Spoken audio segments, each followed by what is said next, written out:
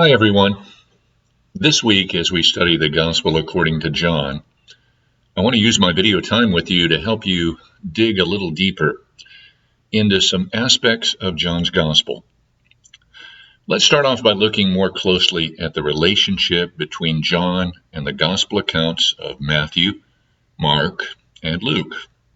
The Synoptic Gospels, as they're called, because the word synoptic means to see with one eye, or with a common eye, to see things very much in common. That's the way Matthew, Mark, and Luke do. Even though there are differences between them, they see many things in common, and so they're called the Synoptic Gospels. But John is very different from the Synoptics in many ways. John is also like the Synoptics in some ways too. But let's begin by looking at the differences and what they might mean. Let me make some general comments. Considering that there are significant differences between John and the Synoptics, there are three possible conclusions about the nature of the relationship between John and the Synoptics. The first possibility is that the differences occur because John writes before the Synoptics are even written. But most New Testament scholars think this is not likely. The second possibility is that John simply chose to write a separate and independent account. And this is the view taken in chapter 7 of your textbook, Introducing the New Testament. It's a view that many New Testament scholars favor. But there's a third possibility, and it's favored by many New Testament scholars too. It's also the possibility that I think most likely. It concludes that John composed his gospel after the Synoptics, to supplement and complement the Synoptics from a unique perspective. This is the view of patristic writers who are closest in time to John, as the writers of your textbook, Introducing the New Testament, acknowledge. They also seem to me to move towards this view, the writers of your textbook, when they say on page 176, and I'm quoting now, "More than any other gospel, John makes it clear that Jesus of Nazareth cannot be fully understood through the sort of account that a biography or chronicle of his life and work might offer. And while I would agree that John believed Jesus could not be fully understood from the kind of biography found in the Synoptics, I think John would still consider his work an ancient biography, or what was called by Greek and Roman writers a life. Just one that chronicles some of the events in Jesus' life, such as the signs that Jesus did, and that are recorded in the book of signs.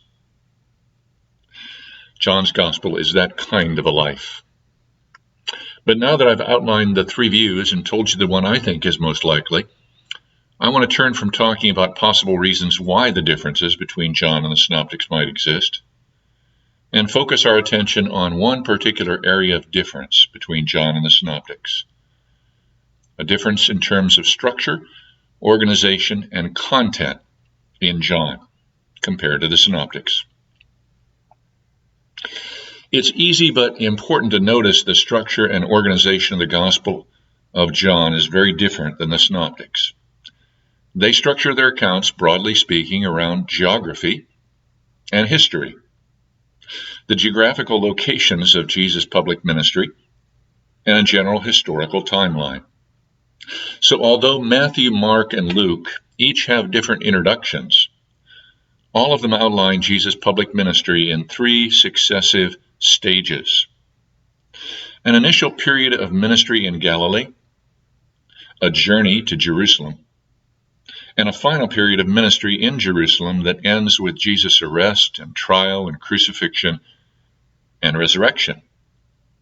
But unlike the Synoptics, John presents us with at least 3 or 4 journeys by Jesus to Jerusalem, all of them in connection with a Jewish feast and festival.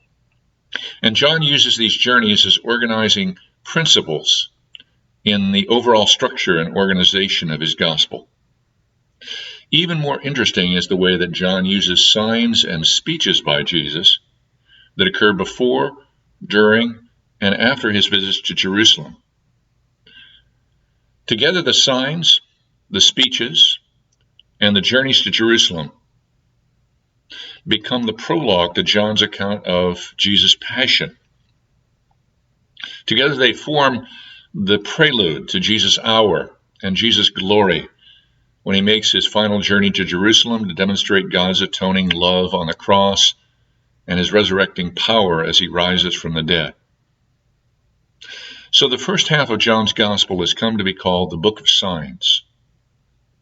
It starts in John chapter 2 and ends in John chapter 12 as Jesus reaches Jerusalem. The second half of John has come to be called the Book of Glory, or the Book of the Passion.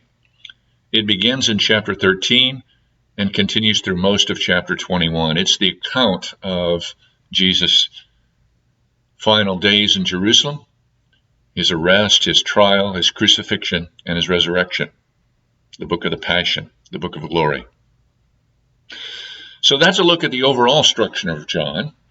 The Book of Signs in the first half, the Book of Glory in the second half. That's what you might call its macro structure. Now I want to focus in a little more closely with you at John's structure and look at some more detail. Look in some more detail at the first two chapters of John and some of the things we find there that help us understand the kind of life, the kind of gospel, the good news about the life of Jesus that John wants to write. Many scholars believe, and I do too, that the good news of Jesus is found for John uniquely in and through Jesus' signs in the first half of John's Gospel. The signs Jesus does are consistently emphasized by John and surrounded by two kinds of text.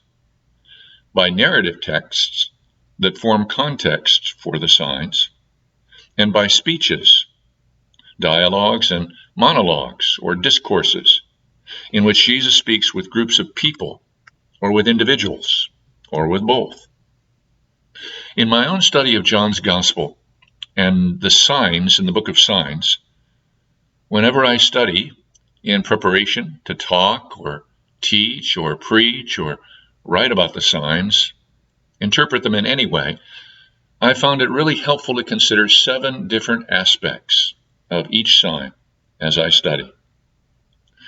The setting, the audience, the label, the meaning, the significance, the surroundings, and intertextualities between the text of John and the world behind the text, and between the text of John and the world inside his gospel, the world inside the text.